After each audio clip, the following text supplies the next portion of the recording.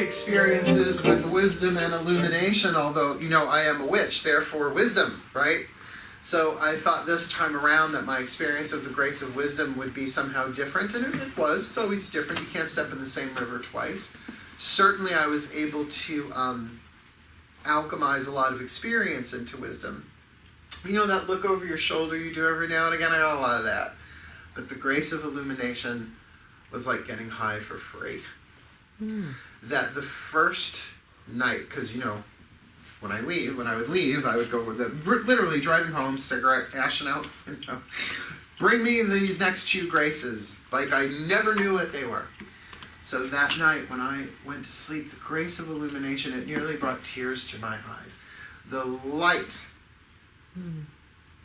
which is to say the truth, but it felt like light. Like I was, okay, let's be new agey about the shot. It's like I was a crystal of many facets and the divine light was coming through me. But really that, I mean, is as annoying as that sound, as fluffy as that sound, that is the experience. And really not just saw things differently, but saw through things differently. Like the facades, like the reasons that I had constructed about why things happen the way they do, which is a big part of my path. I release the need to know the reasons why things happen the way they do, because reason is a human thing. And we still want to, but why did that happen? Why did that happen? You may never know. Can you surrender that there is a purpose? Well, it seems I was shown some purpose, and it wasn't a mental thing, oddly enough. As much as it was, and I'm very careful with this word, I had visions. Now, if somebody says to you, if I've had a vision, you're like, okay, I'm going to stand over here and get ready to dial 911. What kind of vision you having, right? It's a weird word. But, you know, there is a difference between perception and vision. Perception is absolutely colored by your own past. So third eye is tricky. This was beyond the third eye. Vision is really seeing truth, and you can't see truth anywhere else but in light. So we're going to have a really good time with those two. But our part 1 is always about the chakra. And we finally made it. Okay, reach and pat yourself on the back. You made it. I mean, you guys have another week in it, but still, we made it this far.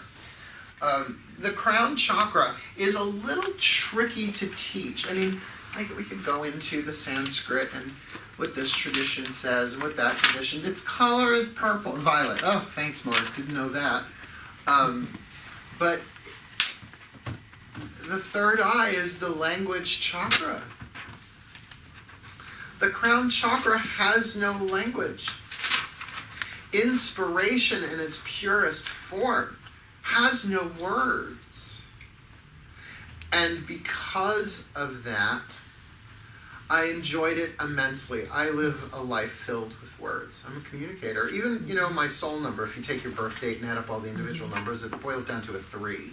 It's the communicator. So I'm always communicating.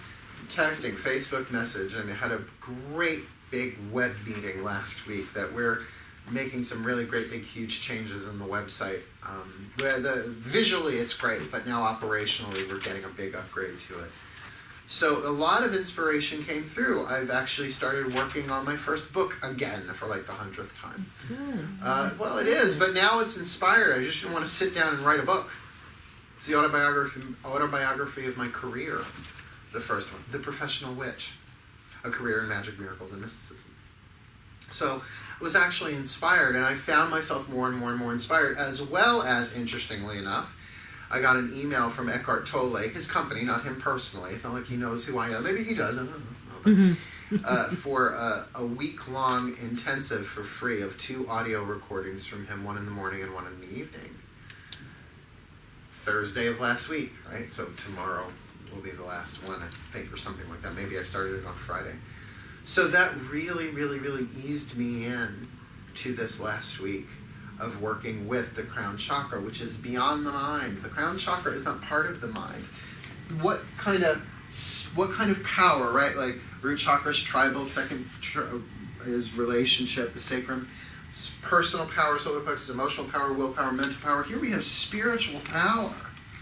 And the only way that we can address spiritual power initially is through words, whether it's through ancient scripture or a metaphysical teacher, but working with the teachings, incorporating the teachings of Eckhart Tolle, the power of now, Zen Buddhism, a lot of the Eastern stuff, because I'm not an expert in it, I'm not a Buddhist, I'm not a Zen master, I'm a witch that will beg, borrow, and steal truth wherever I can find it, where it resonates.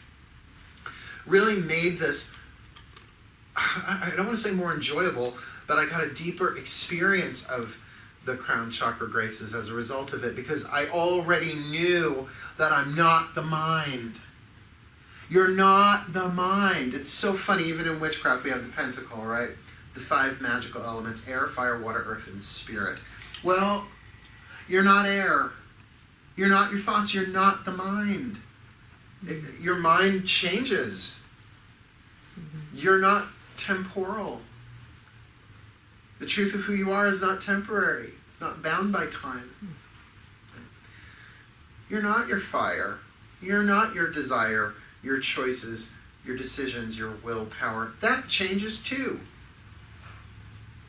When I was a teenager, I wanted to be with older men. Now I'm an older man. I'm like, no, around my age is just fine. Tried younger too. So your changes, your tastes change. Your desires change.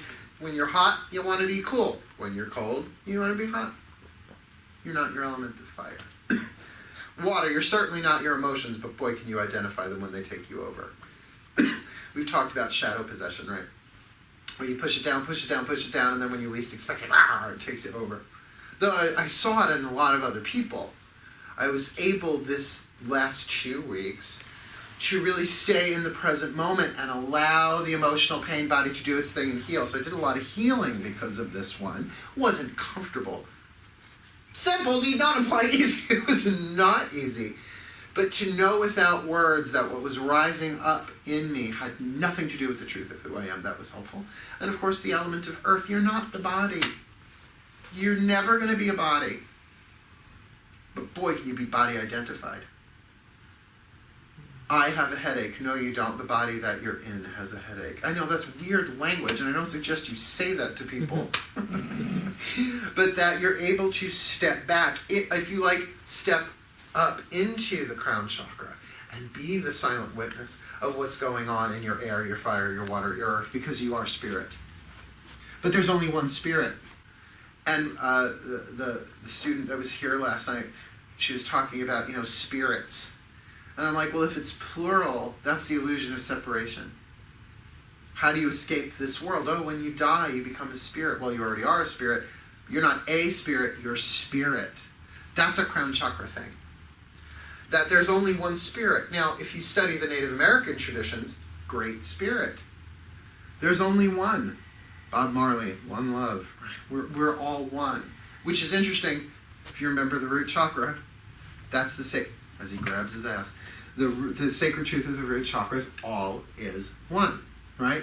But here in the crown chakra, there's an experience of that transcends words. So it's interesting that the crown chakra and the root chakra have that very interesting connection, though they seem to be opposite ends of the spectrum.